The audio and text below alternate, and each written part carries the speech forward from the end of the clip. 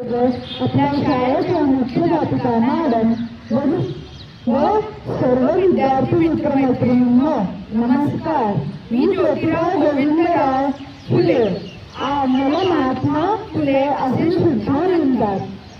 आज माझ्या जयंतीनिमित्त तुमच्या सर्वांशी संवाद साधायला मला फार आनंद होत आहे. मी या भूमीतील शोषित, वंचित व स्त्रियांच्या हक्कांसाठी आयुष्य अर्पण करणारा एक सामान्य मनुष्य. मी फक्त एका गोष्टीवर विश्वास ठेवायचो, शिक्षण हे स्वातंत्र्याचे खरे शस्त्र आहे. शिक्षण हे स्वातंत्र्याचे खरे शस्त्र आहे.